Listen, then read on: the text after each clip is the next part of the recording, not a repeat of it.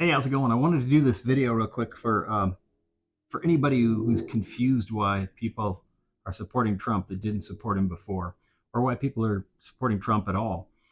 There's a lot of folks out there who just are baffled by this, and it's actually kind of a mathematic thing. And you may not think that, you may have a reaction to it, but I want to explain at least in part what I know to be true for a lot of people. I myself have been a fiscal conservative most of my adult life. That's what I've called myself. The reason I tended to vote Republican or Libertarian more than anything else in my adult life is because I always felt that money was an issue in our country. We continue to have record ridiculous spending every year above and beyond what we actually budget. We raise the debt ceiling. We act like it's not a big deal. We kick the can down the road because it's not going to be our problem when we die. It's our children's or our grandchildren's problem. The problem is that it is a massive freaking problem. And if you understand the basic math of economics, you'll understand why. So what I did is I broke this down and make it super simple. I assume your household budget is $49,500 a year. Okay. Now imagine you have $3.6 million in debt. This is you right now. Okay. Can you imagine this? Okay. Each year you're spending of your 4,950 or 49,500, 7,920 to service the debt. Now this is an interest only payment on a credit card. Okay. You're not paying down the debt. You're just paying the interest on it. And by the way, you're also racking up additional debt each year. That's been us consistently every single year in the United States. However, I want you to take these numbers and add eight zeros to them. The actual numbers are insane. These are the numbers. 4.95 trillion that we bring in. 36.2 trillion that we're in debt. 36, this is how much we're in debt. How much we owe. This is how much we spend each year, 4.9 versus 36.2. How do you pay that off? It's hard to understand in these gigantic numbers, but when you look at it in the smaller numbers, the household budget numbers, it makes a little bit more sense. But numbers like this can be really confusing because they're so freaking big. How do you wrap your brain around it? But if you know you owe $3.62 million and you're making less than 50,000 a year, you're screwed, right? But the difference is this: you're screwed, but you've got bankruptcy protection. Okay. You've got bankruptcy protection. You can file bankruptcy. And that's what most of us would do because most of us don't have the resources necessary to spend 3.62 to get even, right? Even if we did, we'd probably take the bankruptcy protection if we could. But as a nation, we don't have that safety net. We don't have the ability to just go, oh, I don't want to pay it, so I'm not going to pay it. You can't default on it. What happens if you default on it? Big deal. So what if we default on it? We're America, right? Well, it's a problem. And most people don't want to wrap their brains around this problem, but it is a problem.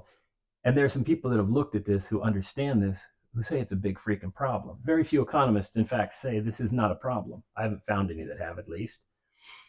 In their book, This Time is Different, 8 Centuries of Financial Folly, Carmen Reinhold and Kenneth Ragoff said that what happens here if we default on this debt is that we have catastrophic financial collapse. Okay, what does that mean? Catastrophic financial collapse. I'll tell you. This is from their book. Catastrophic financial collapse looks like this: massive debt default. We default on all our debts, and widespread inability to service public and private debts with government borrowing costs soaring and confidence repayment collapses. Okay, that's a problem because we're not borrowing any more money to help with this. The countries that we owe money and the institutions we owe money, they're not getting their money back. We're not getting any additional money. Banking system failure. Okay, we saw a big financial downturn in '06 that was really ugly. This will make, according to Raghoff and Reinhold, this will make the Great Depression look not all that bad. So the Great Depression, a lot of people didn't have even running water or indoor plumbing. A lot of people didn't have that much in the first place. It sucked. It was horrible for them. It was many years of suffering, but the government could step in and bail them out. They could bail them out because the dollar wasn't dead. It was just struggling. If this happens, they say the dollar will be destroyed. Currency devaluation will be one of the big things that happens. And when the US dollar doesn't work so well anymore, how do you bail yourselves out? You just print more money? You can't do that. If you understand inflation, you can't just print money, because the more you print, the less the money becomes worth. It's only worth as much as the enthusiasm around it. And if the US goes broke, the entire world is going to struggle, because the entire world economy is based on the US dollar. There'll also be economic contraction, deep recession, or depression, with GDP shrinking massively. Gross domestic product, what we're shipping, will almost, I mean, it's going to be, God knows what it'll become. It might become nothing. But again, this will make the Great Depression look like very little. Back then, when they didn't have that much, they had outdoor toilets. Many people didn't have running water, about just less than half the country. You know, having life suck a bit was okay. It sucks a little bit more than it sucked before. Now imagine you don't have your cell phones. You don't have public services. Most cities are having a hard time running. Most states are having a hard time running. The most basic things you count on, like making sure that the roads are maintained, that can't even be afforded. And for how long, we don't know. Is it 2 years, 5 years, 10 years? How long does it take to come back from catastrophic financial collapse? So this is the math that I've done. Also, social and political instability, power vacuum issues. We've seen this on a small scale with small countries that are not. We've never seen this on the scale of the U.S. Like South American countries that have gone through this, where they had utter collapse of government and things went into chaos. You get massive crime, a lot of murder, really horrible shit you don't want to see. So the basic math on this is, if you look at it like a household budget, you understand that there's only one person who's talking about fixing this. I have voted my whole life for someone to come in and do something about this. I vote Libertarian, I vote Republican. At some point, Republicans stopped even talking about fiscal responsibility, and I had to go with the Libertarians because they were the only ones who were talking about it. Democrats have never talked about financial responsibility. How do you fix this? You have to follow someone who's willing to do the work. Right now, we've got somebody who's tearing the lid off and saying, okay, what are we doing wrong with our budget? Which, by the way, if you're a household and you owe $3.62 million on $50,000 a year, the only way to fix that is to look at your budget, unless you file bankruptcy. We can't file bankruptcy. We got to pay this debt down. And even if we're only dropping $1 trillion in it and we say we're running a steady budget, it's still going to take 36 years to pay off.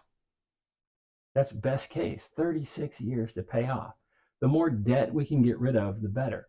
Yeah, are there going to be countries and people and programs that are suffering that we're no longer handing a check to every month, that are used to getting a check from us? Yeah. But if we go bankrupt as a country, we're not going to be able to help anybody. We won't be able to help ourselves. We certainly won't be able to help anyone else.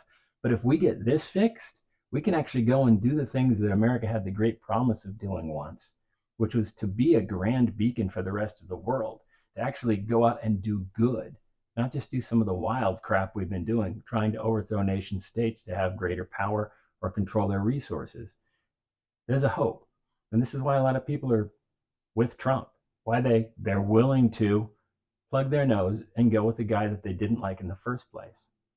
I hope this is useful.